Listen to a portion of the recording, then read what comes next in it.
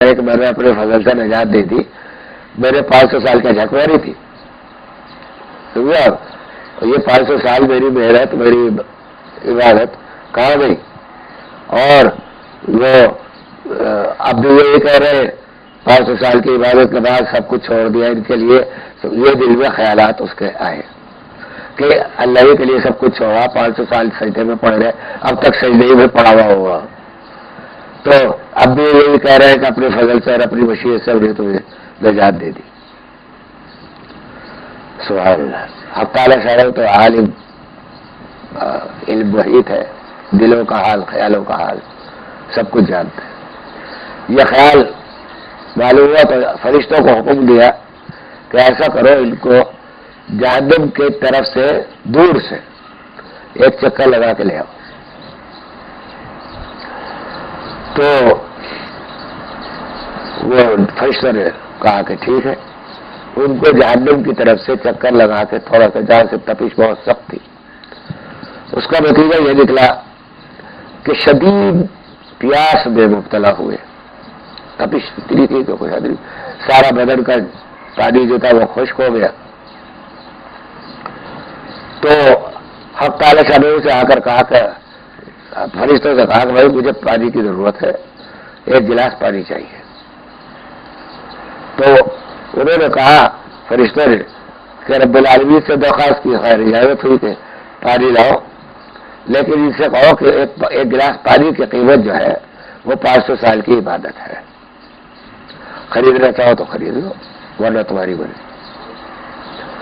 تو وہ 500 سال کی عبادت کا ایک گلاس ڈر کے کیا نہ کرتے، خریدا اور پیا، زندگی آئی، تازگی پیدا ہوئی۔ اب اللہ تعالیٰ نے فرمایا کہ ہمارے وہ جو انہار کے گلاس تم نے پیے ہیں 500 سال، ناریل کھایا ہے 500 سال، ہم نے تمہیں قوت دی تھی عبادت کرنے کی، تمہارے ہاتھوں میں پاؤں میں نہ کر سکتے، اپاہج نہیں کیا تھا، اب اس کا حساب دو، کیونکہ اب تو میرے پاس کچھ بھی نہیں ہے۔ تو یہ میں نے مثال اس لیے پیش کی بھائی، یہاں اس سے یہ نتیجہ میں نکالیے گا کہ عمل کی کوئی اہمیت نہیں ہے۔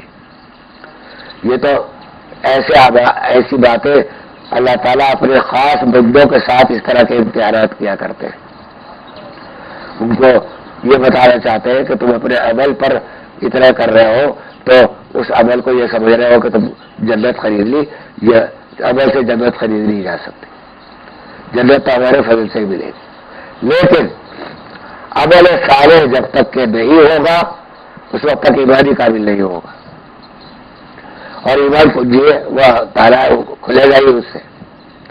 تو اس عمل صالح کی کنجی کو درست کرو گے تب ہوگا۔ ایک بات تو یہ ذرا سے وضاحت کرنا چاہتا ہوں۔ دوسری بات جس کو ہم عمل صالح کہتے ہیں، ذرا سا اس پر بھی نظر کر لیجیے۔ الحمدللہ مومن ہے، عمل کرنے والے ہیں، نمازیں پڑھتے ہیں، روزے زکوٰۃ حج ادا کرتے ہیں، اس پر تھوڑی سی نظر کیجیے کہ ہماری نماز کیسی ہے، وہ عمل صالح کیا اس قابل ہے کہ ہم دربار الہی میں ان کو پیش کر سکیں؟ کیا اس میں دیکھیے اعمال کی ایک صورت ہوتی ہے، ایک باطن ہوتا ہے، بالکل جس طرح انسان کی ایک روح ہے، ایک بدن ہے، بالکل جس طرح ایک پھول کے اندر اس کی شکل ہے، ایک خوشبو ہے، جس طرح سیب کا ایک سامنے کی شکل ہے، ایک اس کا ذائقہ ہے، تو جس طرح اور ساری چیزوں کی صورتیں ہیں اور باطن ہے، اسی طرح عمل کی بھی صورت اور باطن ہے، اور آخرت میں یہ اعمال مجسم ہو کر سامنے آئیں گے، ان کو جسم دیا جائے گا، وہ بولیں گے، بات کریں گے، اور ان کی شکلیں نظر آئی۔ تو اب عمل صالح پر ذرا غور کیجئے کہ کتنا عمل صالح ہمارا ایسا ہے کہ کیا ایک نماز بھی ایسی ہے جس کو رب العالمین کے دربار میں یہ کہہ کر پیش کیا جا سکے کہ یا اللہ یہ نماز میں نے خالص ترین نیت سے بغیر کسی شک و وسوسے اور شک کے ادا کی ہے؟ کیا ایک نماز بھی ایسی ہے؟ نہیں ہے۔ اللہ اکبر۔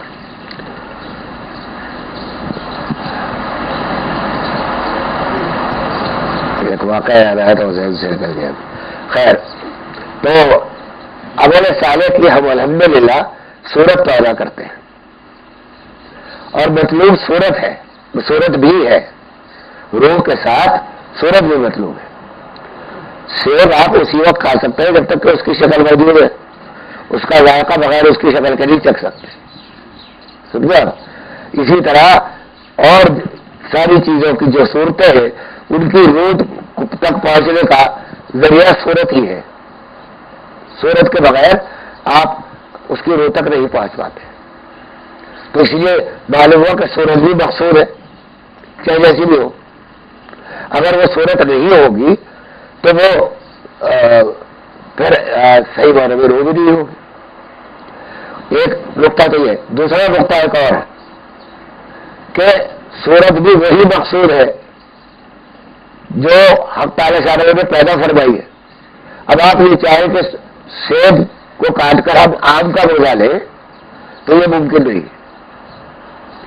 آم کی صورت ہوگی تو آم کا ذائقہ ملے گا، سیب کی صورت ہوگی تو سیب کا ذائقہ ملے گا. اسی طریقے سے اور جتنے پھل ہیں ان کا ذائقہ ملے گا. صورت بھی جب تک کہ موجود نہیں ہوگی اس وقت تک وہ آپ روح تک پہنچ ہی نہیں سکتے. تو لہٰذا نماز کی جو یہ صورت ہے رکوع اور سجود. اب اگر کوئی شخص یہ کہے کہ نماز کی حقیقت، اور میں آگے حقیقت کی طرف آ رہا ہوں، کہ اگر کوئی شخص یہ کہے کہ صاحب نماز کی حقیقت اللہ کا ذکر ہے، اللہ کی یاد ہے، تو میں بغیر نماز کے کونے میں بیٹھ کے اللہ کو یاد کروں گا، نماز نہیں پڑھتا، تو وہ اس کو بجائے ثواب کے عذاب ملے گا. اس کے ذمہ حقوق رہے گے کہ نماز کیوں نہیں پڑھی. نماز کی وہ صورت کے لیے اختیار کی چاہے جیسی بھی تھی، اس صورت کو اختیار کرتے تو وہ روح ملتی جو نماز کے ساتھ مخصوص ہے. یہی حال زکوٰۃ کا، یہی حال حج کا، یہی حال قربانی کا.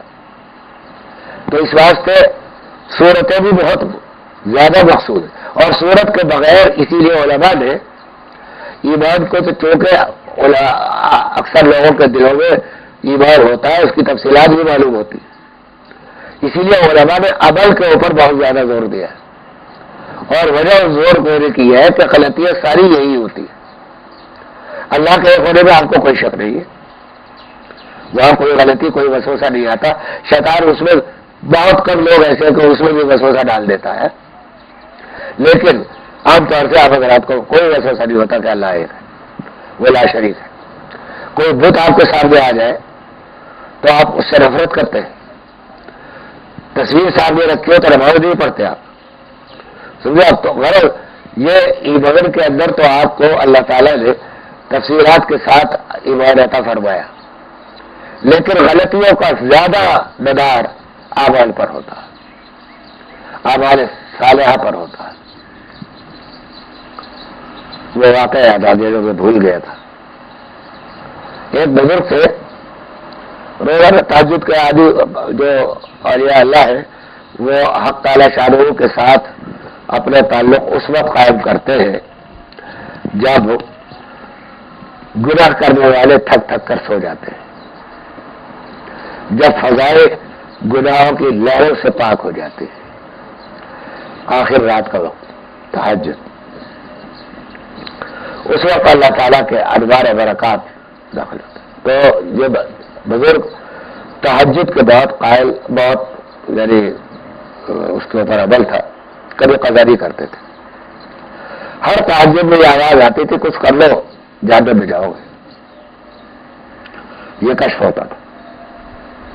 اور ایک دفعہ ایک مرید بھی ساتھ بیٹھا ہوا تھا تو اس نے بھی یہ آواز سنی کہ کچھ بھی کر لو جہنم بھی ہو.